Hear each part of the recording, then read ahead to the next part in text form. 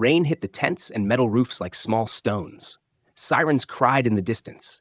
The field hospital shook when heavy guns spoke on the hills. Lamps flickered. The smell was iron, smoke, and wet cloth.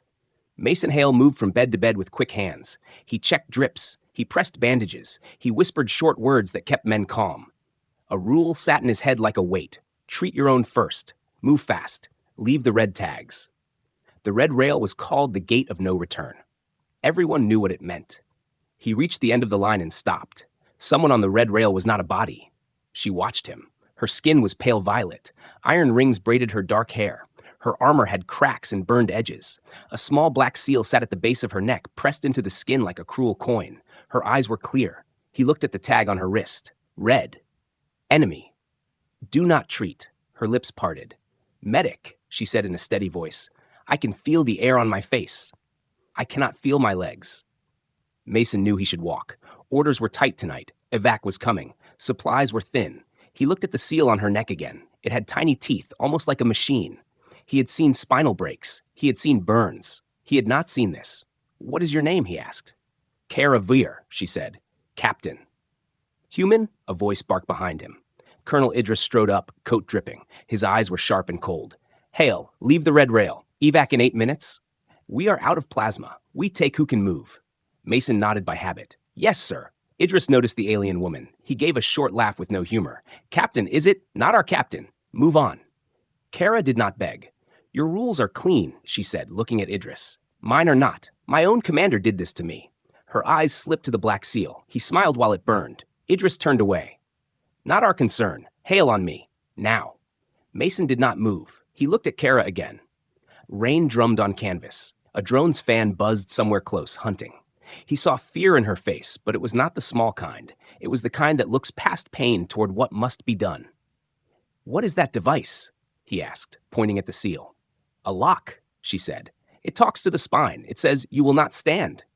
Can it be removed? He asked. Yes, she said. But it screams when it opens.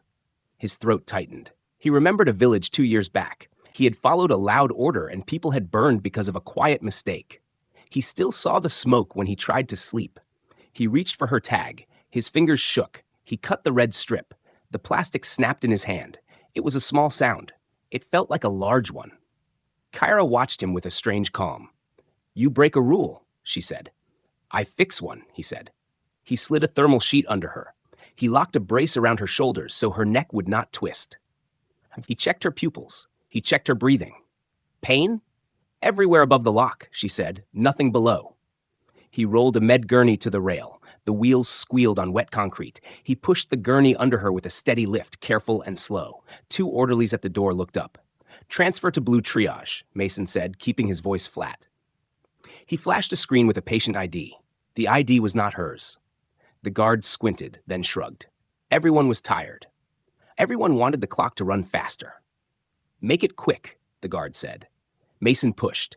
Kyra's braid rattled. The iron rings clicked like tiny bells. He felt the rule pressing at his back as if it had hands. He kept moving. They crossed the flap into the open yard. The world outside was black smoke and white rain. Flood lamps cut bright paths in the dark. Drones moved under the clouds like slow fish with hard eyes. Somewhere a gun spoke close, then closer. Left, Kara whispered. There is a service ramp. I saw it when they dragged me here. Mason turned left. Water ran down the ramp like a thin river. The gurney shuddered on rough steps. Sirens changed their pitch, higher now, more urgent. He glanced at the hospital roof. A red beacon began to spin. Maybe it meant evac. Maybe it meant theft. He had pulled a med rig that was not signed out. He had cut a tag that was not his to cut. Systems would notice. Drones would listen. Why did your commander do this? He asked as they reached the ramp's mouth. I refused to kill unarmed workers, Kara said. Her jaw tightened. He called me weak. He locked my spine to prove it. Rain ran over her face. She did not wipe it away. She could not. Her hands lay still by her sides. Her eyes kept moving. They were the eyes of someone who still fought. They reached the bottom of the ramp. The yard opened to alleys and broken walls. The city had too many places to hide and not enough places to live. A drone slid out from behind a tower, camera eye bright. Its light touched the gurney and flinched away, then drifted back. Mason pushed into a shadow. He kept the gurney low. The med rig beeped a soft warning about cold. He silenced it with a thumb. He could feel his heart everywhere, in his throat, his ears, his teeth. "You should leave me," Kara said. "Your own will shoot you for this." He almost laughed. It came out as a cough. "If I leave you, I have to live with that." "Then walk faster," she said. A new sound rose over the yard. Not guns, not thunder. A rising whine like a blade finding air. The drone above them turned its body. The camera narrowed. A mark moved across the dirt toward the gurney, a thin, clean line of light. Mason headed for the drainage tunnel at the far wall. The grate was loose. He had seen it earlier when he dumped old bandages. He tilted the gurney and slid the front wheels over the lip. The gurney jolted and stuck. He set his shoulder under the frame and lifted. Kara's breath hitched. He pushed again. The wheels dropped onto a wet ledge inside the tunnel. Searchlights stabbed the ramp behind them. Boots hammered the concrete above. Voices shouted words that blurred in the rain. Unauthorized transfer. "Hold your position. Drone 7, track that rig." Kara's eyes shifted to his face. "Do not freeze," she said. "I am not freezing," he said. He was. The drone drifted down the ramp mouth. Its gun pods clicked open with a neat, awful sound. A thin red dot found the silver buckle of the shoulder brace. The dot slid to Mason's chest and stopped. He stepped between the light and Kara. He raised one hand, empty, slow. His other hand found the release bar of the gurney's brake. The brake snapped. The gurney rolled deeper into the tunnel shadow. The drone's light tightened to a hard white pin. It hummed as it charged. The fan noise deepened. The water at Mason's ankles shivered from the sound. Kara's fingers twitched against the sheet, the smallest movement, like a promise. "Left wall," she whispered. "There is a loose stone." Mason glanced once, found the stone, and grabbed it. The drone's eye brightened. The first shot was coming. He drew his arm back, breath held, rain running down his face, and threw for the light. The stone hit the drone's eye with a hard crack. The light burst and died. The machine jerked sideways, blades screaming. It fired blind into the tunnel mouth. Sparks danced. Stone dust fell. Mason grabbed the gurney and shoved it deeper along the wet ledge. "Go," Kara whispered. Her face was pale but steady. "There is a side hatch." Mason kept low. The drone recovered and swung its camera back. A second light woke above the ramp, another drone dropping fast. He pushed the gurney until the ledge turned. There, in the shadow, a rusted door sat half open. He kicked it, and it gave with a sad, loud groan. They slipped into a service corridor that smelled like old oil and wet paper. The drone's shots chewed the tunnel where they had been. Screams rose from the yard. Orders bled through the rain. "Hale, halt! Do not move that unit!" His comm vibrated in his ear. Colonel Idris's voice hit like a hammer. "Mason Hale, stand down. You are out of line." Mason pulled the earpiece free and dropped it in the water. It floated away like a small black leaf. Kara watched him. "Your own are angry." "They will shoot to stop me," he said. "Will yours help?" "They will shoot to own me," she said. "We have fire on both sides." He locked the service door and braced it with a mop handle. Then he looked at Kara's legs. Her toes still moved in tiny, brave taps. Her knees lay quiet. The gurney's wheels squeaked with every push. It would not fit some turns. "We need to change how we move," he said. In the dim corridor, broken equipment lay like bones. He found a bent frame from a cleaning mech, 2 light alloy pipes, and a harness from an old lift. He stripped straps from the gurney. He cut the pipes down with a saw blade and taped them with medical wrap. He built a rough exo brace that could sit at Kara's hips and thighs. It would not make her walk. It would let him carry her weight closer to his body and keep her spine safe. "Pain?" he asked as he lifted her into the brace. "Like a storm in my back," she said. "I can hold my middle, not my legs." He clipped the harness to his chest. Her armor clicked against his vest. The weight settled heavy but even. He could move faster like this, with his hands free and her body tight to his. He kept the nerve bridge patch on her neck from part 1. It glowed faintly. A sharp chirp sounded inside the corridor. Kara turned her head. "The lock's death cry," she said. "The beacon woke when you removed it. My commander will track us. Your colonel will follow his ping, thinking it is yours." Mason swore under his breath. He turned off every easy light on the med rig and pushed into the dark. They climbed metal stairs that shook and came out in a dead market. Stalls of old fruit, smashed. A sign fell and clapped the street. The city moaned in the wind. Somewhere close, a burst of fire cut the night into red slices. He smelled hot metal and old spice. Right, Kara said. Do not step on the blue tiles. He looked down. Blue tiles made a neat path across the square. He almost laughed. Why? They sound an alarm we cannot hear, she said. My people lay them to guard supply lines. Mason angled left, stepping on cracked concrete and dirty boards. The harness creaked. Kara's breath warmed his neck. He felt her hand, light on his shoulder, not for support, but to point. An old woman's door opened to a thin line. 2 round eyes watched them, then shut. A cat ran across with its tail low. A drone's shadow passed over both and went on. The city kept its secrets. Mason slid between burned cars and into a narrow alley. A green light on the wall blinked. His visor flashed a warning. The net saw him. Someone tagged his ID. A message scrolled across a cracked public screen. Hail, wanted for theft of medical assets. Armed, dangerous. The letters flipped, and a second message followed in a different script. Karavar, captain, retrieve alive for court. Both sides, he said. Nice. Kara's mouth lifted without joy.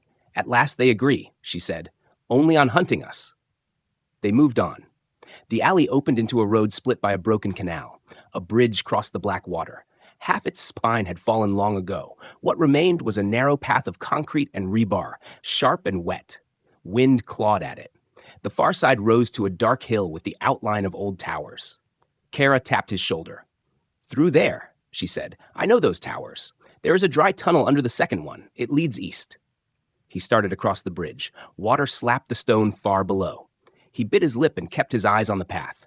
The harness groaned. Kara held her breath when the wind pressed them toward the edge.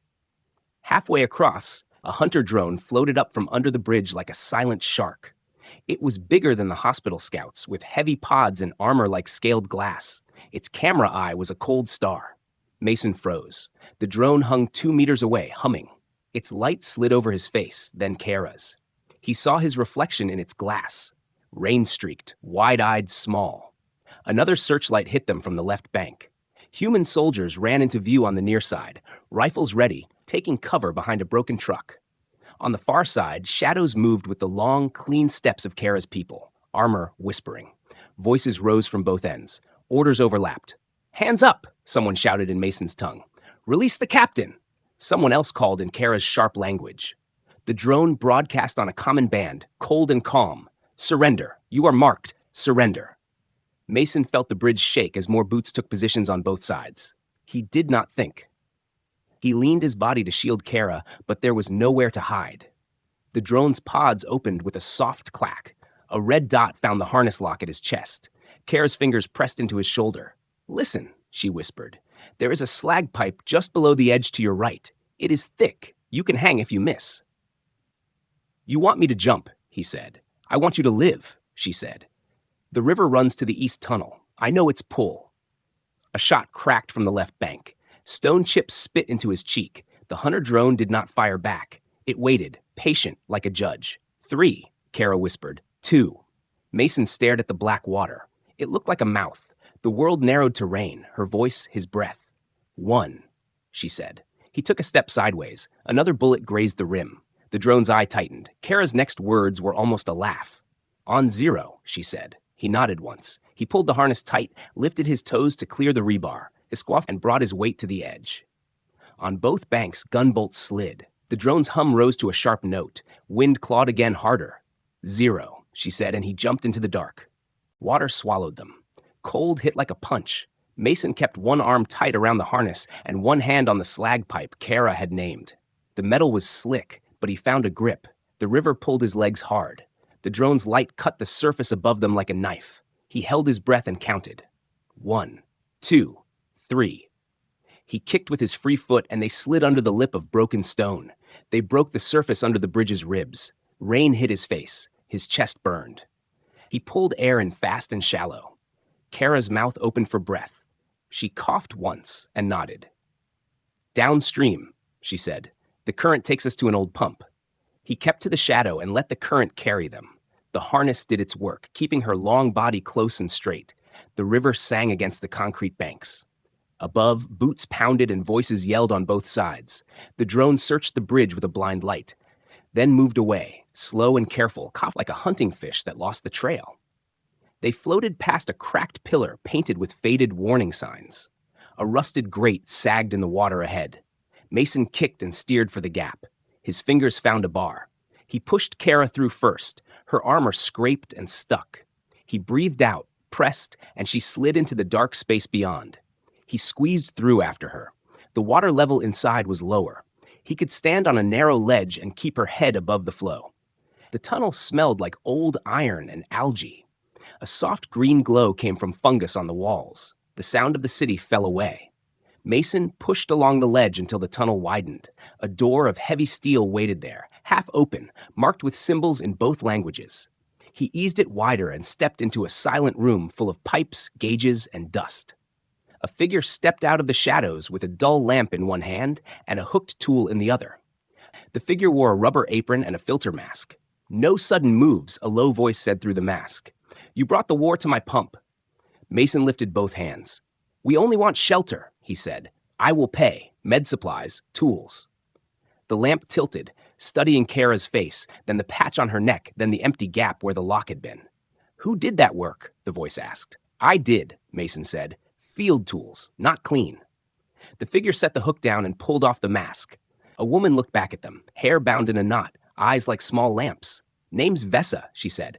"I keep the water running. I keep some people running too. Lay her on the bench." Mason lifted Kara onto a long table made from a door and two barrels. Vessa moved fast, hands sure. She checked pupils, pulse, breathing, spine. She frowned at the mark on Kara's neck. "Spinal lock," she said.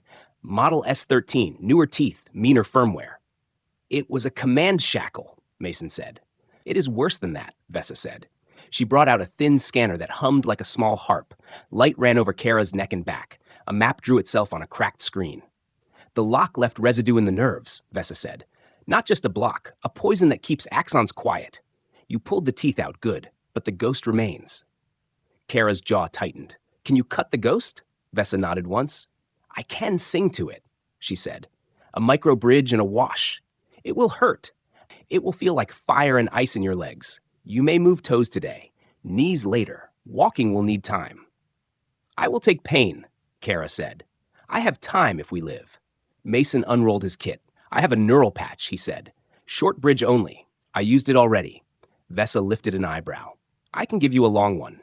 From a drawer, she took a coil that looked like spider silk and rain. "Hold her still." They worked together. Vessa cleaned the skin with bitter-smelling gel. Mason steadied Kara's shoulders. Vessa slid a filigree of living thread under the skin around the old lock site and clipped it to the base of the skull with a tiny click. Kara's breath came hard. Her fingers dug into the table edge. Sweat ran on her forehead. Mason kept talking. "Count with me," he said. 10 in, 10 out." "Do not coddle me," Kara said through her teeth. But she counted. When Vessa pulsed the bridge, Kara's back arched. She bit down on a strap and made no sound. After a long minute, her legs twitched. Her right foot tapped twice, slow and sure. Her left foot trembled like a bird. Vessa's mouth softened. "Hello again, legs," she said. "Do not rush. They are new." A small device on Vessa's bench chirped 3 times. Vessa glanced at it and swore. "Someone is pinging this room. Not the pump. Your lock's death cry came here with your wet clothes. It is loud." Mason pulled the cut device from his vest. Pow! It was dark, but as he turned it, a red dot flickered deep inside. "It is still talking," he said. Vessa took it with 2 clamps and dropped it into a thick tin lined with black foam. The chirp dropped to a faint, angry buzz. "It will call them for a while," she said. "We have minutes, maybe more if the river confuses them." Kara lifted her head. "Vessa," she said, "do you hide people often?" "I hide truth," Vessa said. "People come with it." She reached under the bench and took out a flat slate. "Sometimes truth needs a battery." She pointed to the dead lock. "These things keep a log, not just pain, commands, dates, voices." Mason stared. "You can read it?" "I can try," Vessa said. She connected thin leads from the slate to the lock and tapped the screen. For a moment, nothing happened. Then the slate spat static and a thin line of audio. Vessa filtered it once, twice. A voice came through, smooth as oil and sharp as glass. "Captain Kara Veer," the voice said in Kara's language. "You will take your unit to Corridor 9. You will clean the workers. No survivors. Refusal marks you as weak. Weakness has a price." Mason felt cold even in the warm pump room. He looked at Kara. Her face had no color left. That is Lord Marshal Rovek, she said. He speaks the words before the lock burned me. Vesa pulled up a timestamp overlay. This was 2 days ago, she said. He gave the order. You refused. He turned you into a lesson. Mason swallowed hard. We can use this, he said. People will hear. My colonel will hear. Yours will. Kara's hand found his wrist. They will try to bury it, she said, unless we send it where hands cannot cover it. Vesa nodded toward a cable trunk in the corner. There is a fiber line to the old city grid, she said. It still breathes, slow but alive. You could push a log onto public mirrors, but the push will light us like a flare. The chirper in the tin box ticked faster, as if it had heard the plan. From the far tunnel, faint metal touched stone. Boots. From the near tunnel, something softer scraped and clicked. Claws. Vesa killed the lamp and moved with easy speed in the dark. You have a choice, she said. Run now and maybe live, or send the proof and make the hunters angry. Kara lay very still. The new bridge on her neck glowed a gentle green. I stand to speak, she said, and even lying down, she sounded like she was on her feet, even if my legs cannot stand yet. Mason felt the old rule push at his back again. He remembered the village. He remembered the red rail. He looked at the tin box, then at the fiber trunk, then at the shadows where the hunters gathered. He put his hands on the slate.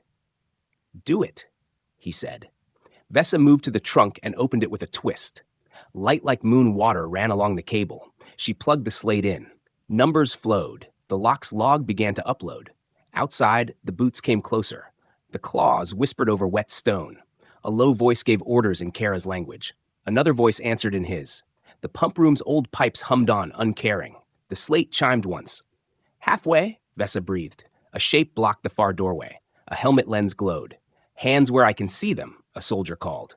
From the other side, a taller shadow slid into view, armor edges catching the glow. Return the captain? It hissed. Do not resist. The slate chimed a second time. The tin box rattled like a trapped heart. Kara reached for Mason's sleeve and squeezed. Her toes tapped the bench, left then right, a tiny rhythm against the fear. Hold, Mason whispered, though no one was moving. The slate chimed the third time and flashed a simple word, scent. Both doorways surged at once. Vesa threw a lever. The pump roared like thunder, and the room shook as water slammed through old pipes. Steam burst from a cracked valve and filled the center of the room with white cloud. Mason reached for Kara's harness. Boots hit metal. Claws scraped. A shot cracked. Sparks bit the wall above his head. He dragged Kara toward a maintenance hatch as the hunters poured into the fog, and the world narrowed to heat, breath, and the next handhold in the dark. Steam hid their shapes as they slid through the maintenance hatch. The metal door bit Mason's fingers, then shut with a dull thud. In the narrow shaft, the air was warm and wet. Pipes hummed around them like a deep song. Vesa dropped down after them with a small pack. Follow the red valve line, she whispered. It runs to the old canals. From there, take the right-hand crawl to the citadel drains. If you reach the judge tower, look for a stone with a cracked corner. Push and turn. Mason nodded. You are coming? I keep the water alive, Vesa said. Tonight, I kept a truth alive. That is my line. She pressed the pack into his hands. Batteries, a shock baton, 2 seal patches, and food that tastes like wet paper, also a map.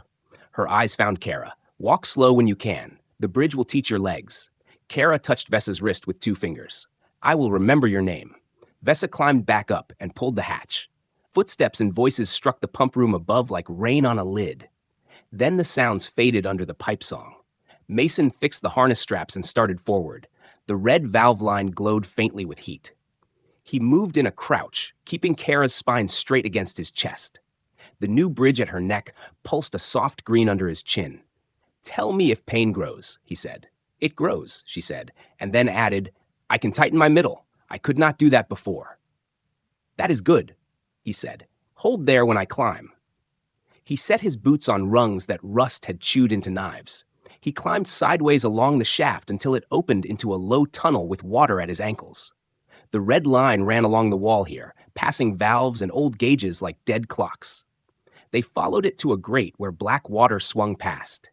Mason cut a seal patch, slapped it over a broken edge, and slid them through to the far side. The tunnel turned and dropped, then narrowed to a crawl. He went first, pulling the harness and Kara after him by the straps. Her breath brushed his ear. He heard small sounds in her throat when her legs bumped the floor. "Stop," she said once, voice tight. "Pins and fire." "Breathe," he said. 10 in, 10 out. She hissed a breath, then laughed without joy. "Do not coddle me, human." "I am coddling both of us," he said. "It keeps my hands from shaking." They pushed on until a cool draft touched his face. He lifted the grate on the far end and tasted night. They were at the edge of the old canals. The city lay above them, a black mix of shapes and broken light. Rain fell soft now, like ash. In the distance, the citadel rose, wide base, 3 towers like blunt spears, banners ripped to strips by the wind. Kyra tapped his shoulder. "Judge Tower," she said, "second from the left. We go under." Mason kept to the shadows and slid along the canal edge. Drones searched the main streets, but the old water paths were quiet. Twice he froze as boots clattered on a bridge above. Once he saw a group in Kara's colors move in a line across a plaza, long spears low, faces set. He felt Kara's breath change when she watched them. He did not ask what she was thinking. They reached a round drain at the base of the citadel wall. The grate was half gone. Inside, the smell was old stone and old war. Mason squeezed through and walked in a crouch. Water whispered at his ankles. The drain climbed and bent and split. Kara's hand made small motions on his shoulder, left, right, straight, without words. "Why here?" he asked at last, voice low. "Because I once trained here," she said, "and because I hid something here that day." "What did you hide?" "A war log," she said. "When the marshal gave the order to clean the workers, I knew my voice alone would not save them. I copied the order, the signatures, the time marks, all of it. I carried the log core inside my spear grip. Then I hid a second copy in the citadel. He took my legs when I said no. He did not take my memory." They reached a stone door with no handle. The block was clean and smooth, except for a cracked corner where water had worked for years. Mason set Kara down on a dry ledge and felt the crack. It shifted under his thumb. "Push and turn," Kara said. He did. The stone slid in a circle and clicked. A thin seam opened, then widened into a narrow door. Cold air breathed out past his face like a secret. Inside was a low room with walls of carved stone. Shelves lined the sides, some empty, some stacked with old ledgers and metal boxes. A single light strip still held faint power. It hummed when he touched it and glowed a tired gray. Kara pointed to a square niche above head height. "There," she said. "The Hall of Banners was above this room. The judge's seat was under the long flag. I hid the core behind the niche stone while the banners burned." Mason climbed onto a crate and reached into the niche. His fingers found dust, a dead beetle, and then something smooth and cold. He pulled out a small cube wrapped in a strip of red cloth. The cloth was stained with smoke and oil. The cube's face showed a pattern of lines like a star map. Kara held it like a cup of light. For a moment, her hard face softened. "Second breath," she said softly, and then, "Let us see if it still speaks." Mason set the cube on the floor and opened Vessa's pack. The slate waited inside, still warm. He connected thin leads to the cube. The screen lit and showed a code gate. Kyra spoke numbers from memory. The gate opened into lists, orders, movements, names, dates, voice keys. He played one clip. The marshal's voice flowed out with the same smooth, sharp shape they had heard in the pump room. "Corridor 9, no survivors." Another clip. "Initiate obedience. Tag Vire. Make it public." Mason felt sick, and also something like clean air in his chest. This was not rumor, it was bone. "We send it," he said, "everywhere." Kara touched the screen to mark files. "We will send it," she said, "but first I want one more thing." Her finger found a log entry with a small mark. "My unit's oath," she said. "They swore to stand by the weak. I want it with the orders so the people see what changed." Mason watched her face while she worked. The pain lines cut deep, but there was light in her eyes he had not seen until now. He thought of the village and the order he had followed. The words rose before he could stop them. "I burned a place once," he said. "We were told it held weapons. It held beds. I can follow orders. I did. I still smell the smoke when I sleep. Tonight, I broke a rule to breathe." Kara looked up at him. She did not speak for a long breath. "You carry your dead in the open," she said at last. "Good. It keeps your hands honest. I carried mine in the dark, under my spear grip. I will not do that again." He nodded. It hurt and helped at the same time. The slate finished copying the marked files to a small transmitter. Mason took the transmitter and slid it into his vest. He listened. The drain beyond the door was quiet. The citadel above creaked in the wind. He wanted to believe they had time. A soft click sounded behind them. Mason turned. The door had opened wider without a sound. In the gap stood a squad of 8, armor painted in Kara's colors. Their spear tips glowed with captive light. Their helmets showed pale lenses like blind eyes. The front soldier reached up and touched his helmet seal. The mask lifted. A face with high cheekbones and a scar at the mouth looked back at Kara with a mix of duty and grief. "Captain," he said, "by order of Lord Marshal Rovek, you are under arrest for treason. Return the log and come with us." Kara's hand tightened on the cube. Her toes pressed the bench, heel lifting a finger's width. Her voice was calm and cold. "Stand aside, Lieutenant Sar." Sar's jaw worked. He lowered his spear a little, then raised it again. Behind him, the other spears tilted until the silver points lined up with Mason's chest and the cube in Kara's hands. The room's tired light made the points look like stars, close and sharp. Sar's spear tip did not move from Mason's chest. The other spears held the line like a wall of stars. Kara kept her voice level. "Lieutenant, do you remember our oath?" Sar's eyes flicked. "I remember," he said, "but orders stand." Kara lifted the cube so all could see it. "This holds the Marshal's order to kill workers," she said. "It holds his voice, his seal. If you take me, you carry his shame." One soldier shifted his feet. Another spear dipped a hair. Sar's jaw tightened. "You are a captain no longer."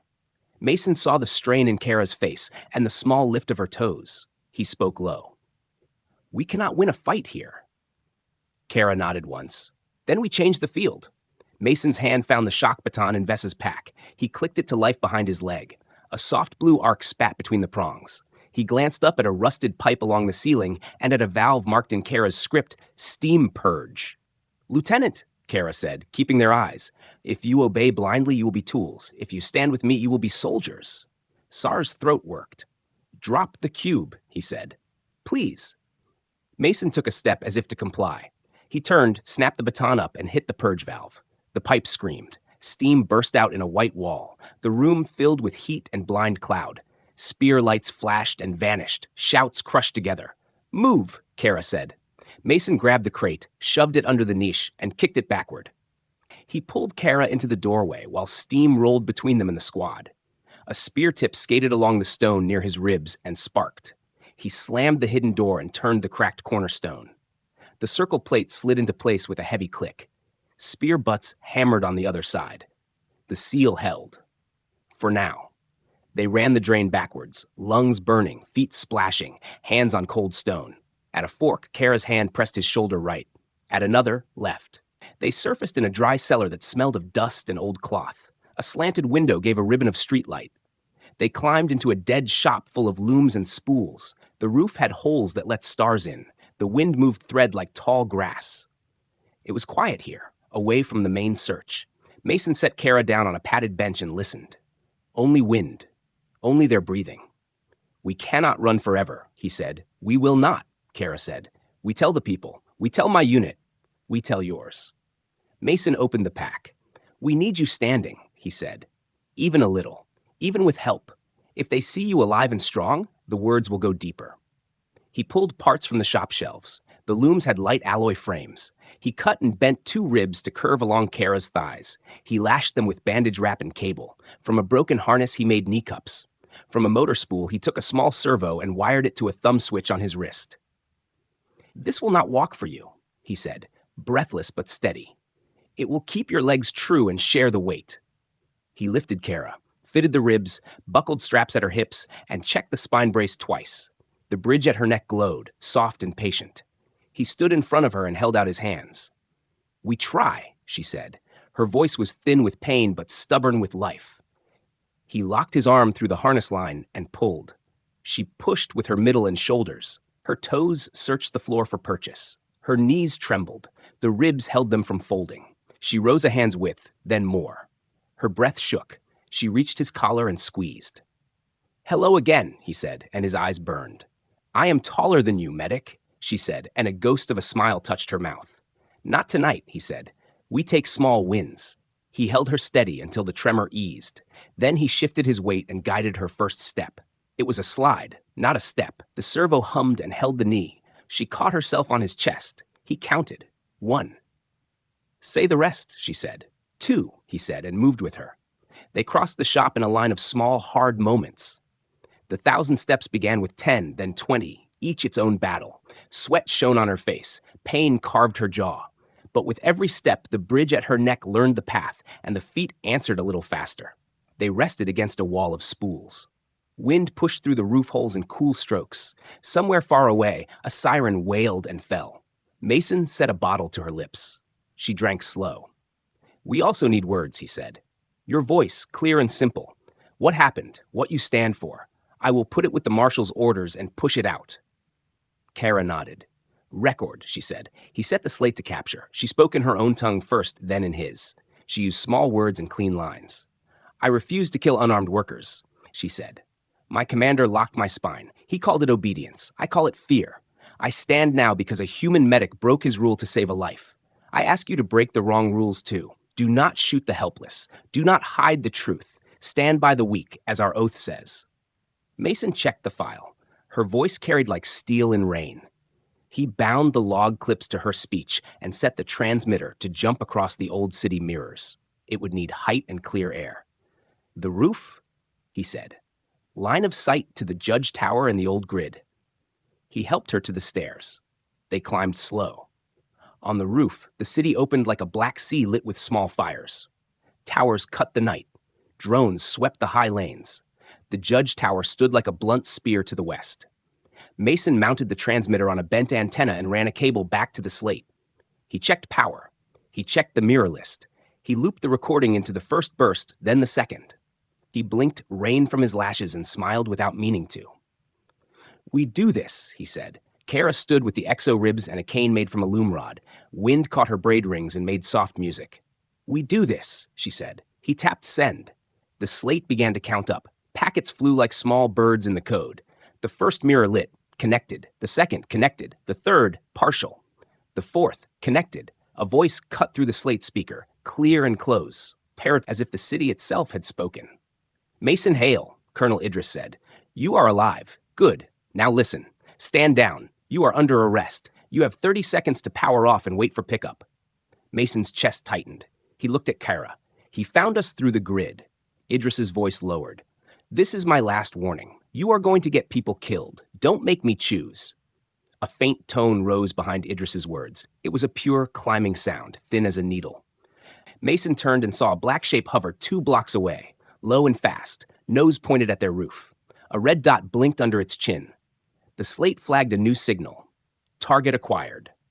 Kara's hand found his arm. She held herself upright with the cane. "Do not stop," she said. The tone sharpened. The red dot on the drone became a small, steady eye. The roof around them felt very wide and very empty. The transmitter lights burned bright in the rain.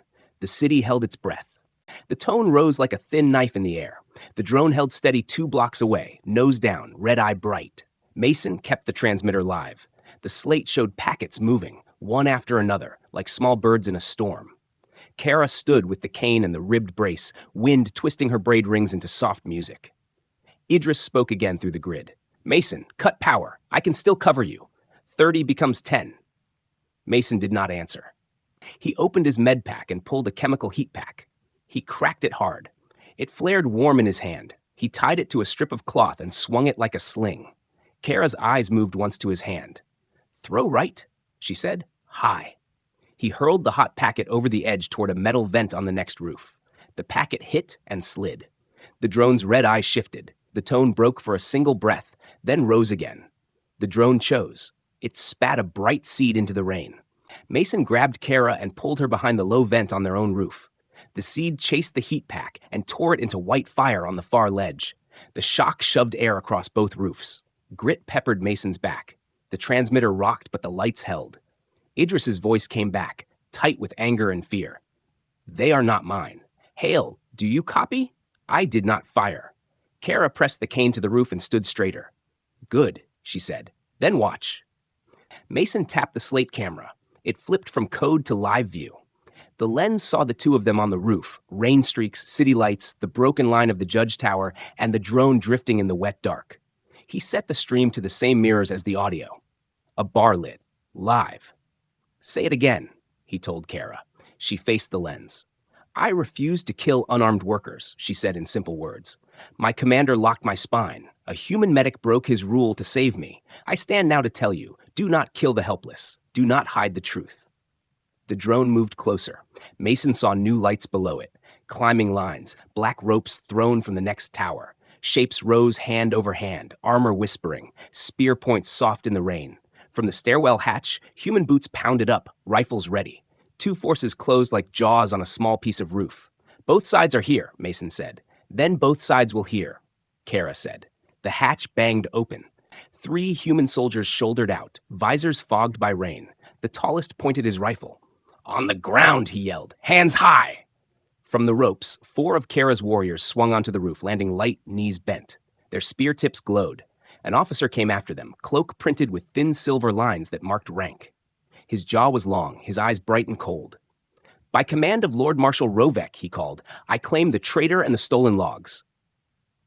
"Envoy," Kara said, and her voice lost all warmth. "Send my regards to your master."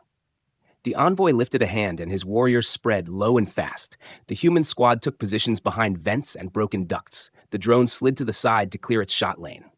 In the stream window on the slate, comments flickered from the grid. A barracks feed somewhere, a street kiosk, a helmet HUD. Faces leaned close to screens, breath fogged.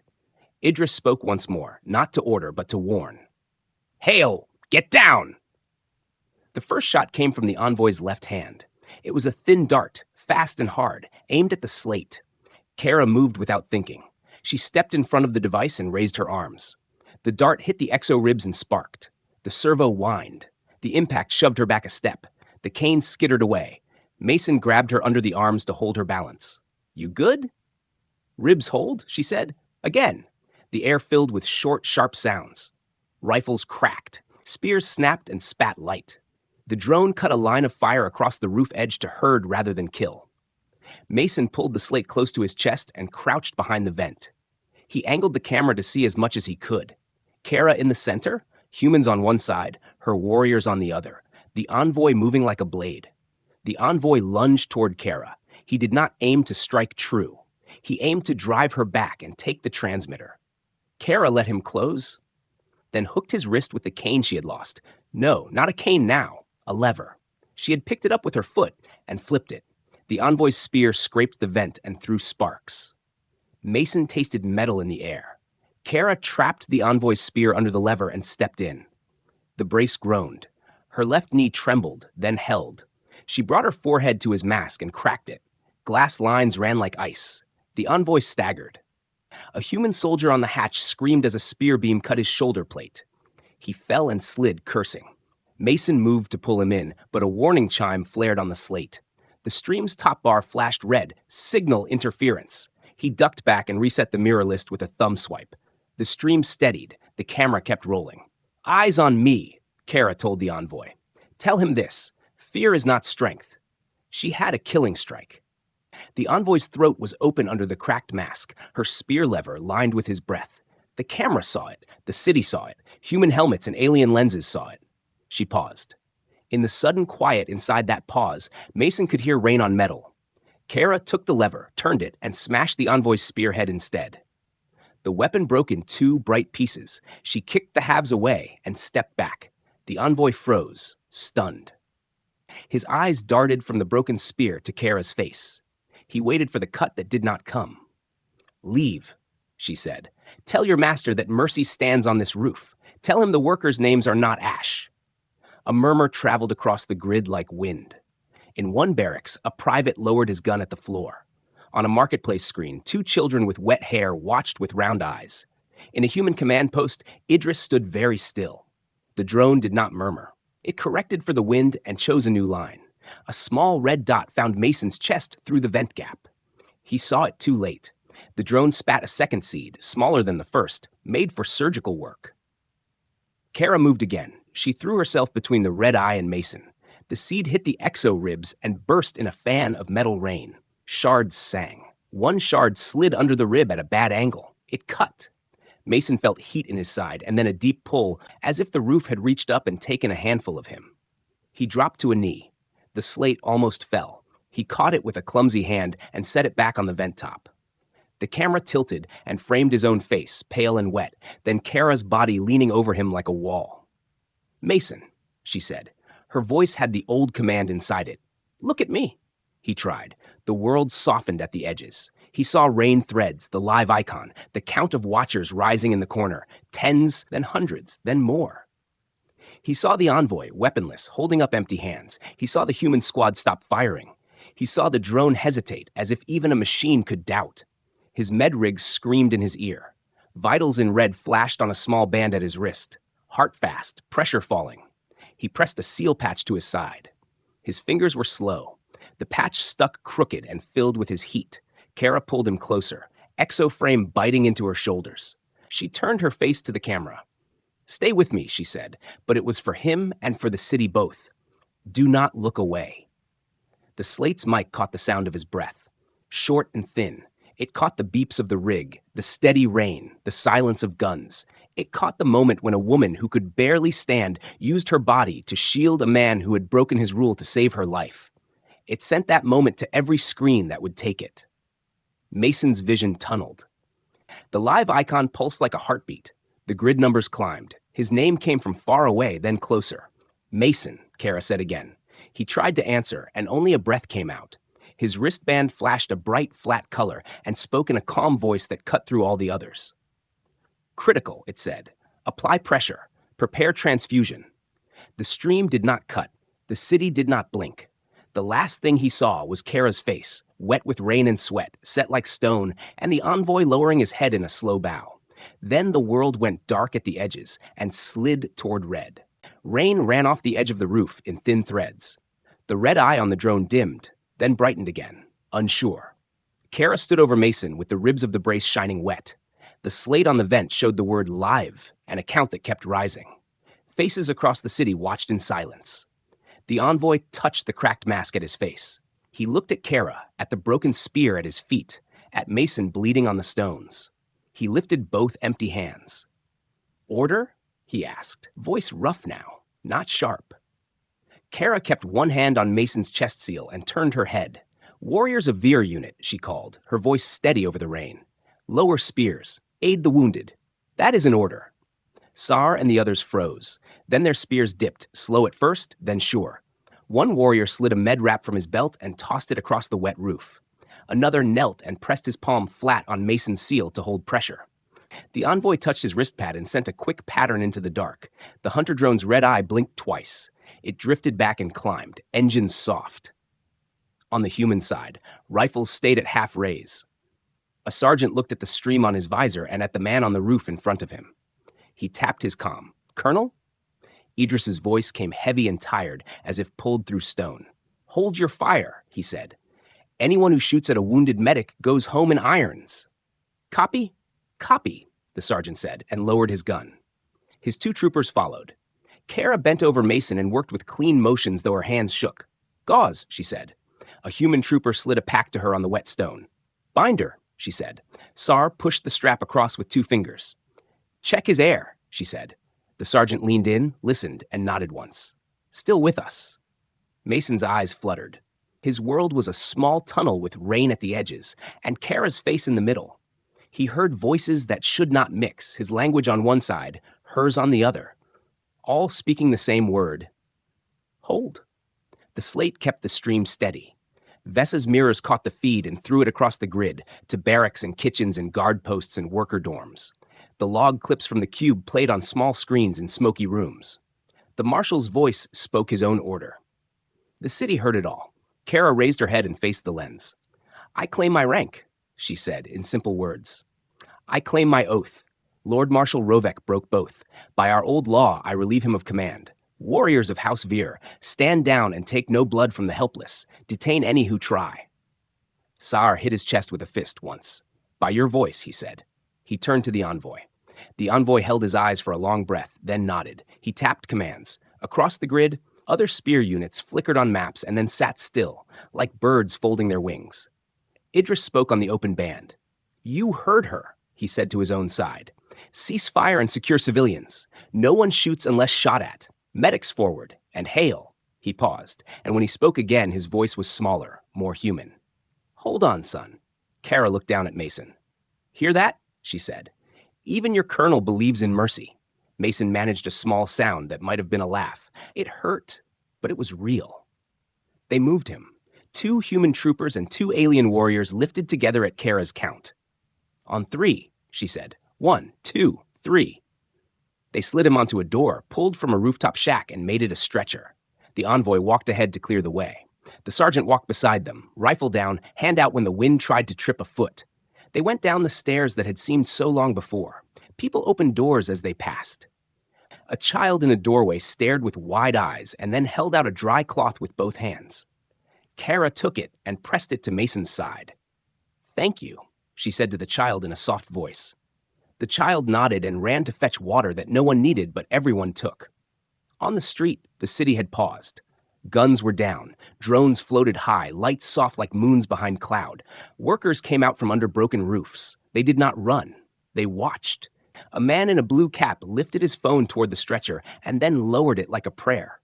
Vesa met them at the mouth of an alley, hair tied, eyes sharp. In here, she said. The old tea house has a clean floor. She looked at Kara.